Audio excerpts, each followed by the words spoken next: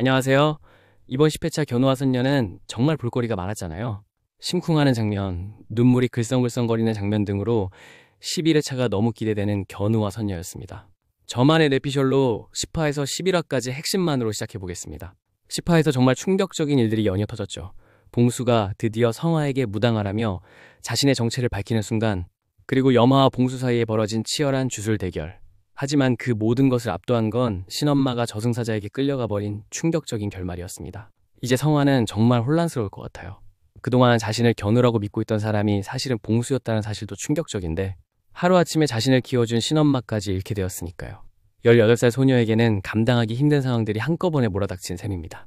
아마 성화는 완전히 무너져 내릴 것 같아요. 그동안 무당으로서의 힘든 일상과 평범한 고등학생으로서의 삶 사이에서 균형을 잡아주던 든든한 버팀목을 잃었거든요. 신엄마 없이 혼자서 모든 걸 감당해야 한다는 현실이 얼마나 막막할까요?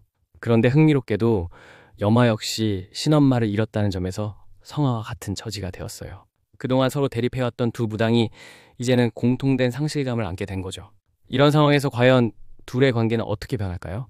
한편 봉수는 정말 복잡한 마음일 것 같습니다. 드디어 자신의 진짜 정체를 밝히고 성화에게 솔직한 마음을 전했는데, 그 과정에서 성화가 가장 소중히 여기던 신엄마를 잃게 만들었으니까요. 성화에게 잘 보이려던 마음과는 정반대의 결과가 나온 셈입니다. 그렇지만 이제 봉수는 더 이상 견우인 척 할 필요가 없어졌어요.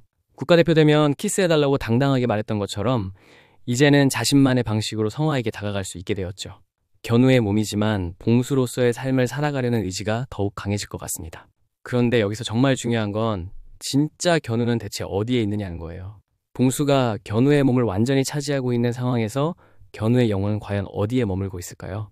혹시 신엄마가 저승으로 가면서 견우와 만나게 될 수도 있을 것 같은데, 그렇다면 신엄마를 통해 견우에게 무슨 일이 일어났는지 알 수 있을지도 모르겠어요. 성화에게는 정말 어려운 시간이 될 것 같습니다. 신엄마를 되찾기 위해서는 무당으로서 더 강해져야 할 텐데, 그러려면 결국 봉수를 천도시켜야 할 수도 있거든요. 하지만 이제 봉수는 성화에게 단순한 악귀가 아니에요. 학도병이었던 윤보와의 슬픈 과거와 아직 자신의 진짜 이름을 밝혀지지 않은 슬픈 과거를 가진 존재이고, 성화에게 진심으로 마음을 전한 사람이 되었으니까요. 이런 상황에서 염화는 어떤 선택을 할까요? 신엄마를 잃은 충격으로 더 위험해질 수도 있고, 반대로 성화와 손을 잡고 신엄마를 구하려 할 수도 있을 것 같아요. 어쩌면 이번 사건을 통해 염화도 자신의 행동을 돌아보게 될지도 모르겠네요. 봉수는 아마 양궁에서 정말 좋은 성과를 거둘 것 같아요. 더 이상 견우인 척하지 않아도 되니까 오히려 더 자유롭게 자신의 능력을 발휘할 수 있을 테니까요. 하지만 바로 그 성공의 순간에 예상치 못한 일이 벌어질 수도 있어요. 진짜 견우의 의식이 깨어나거나 성화가 봉수에 대한 자신의 진짜 마음을 깨닫게 될 수도 있고요.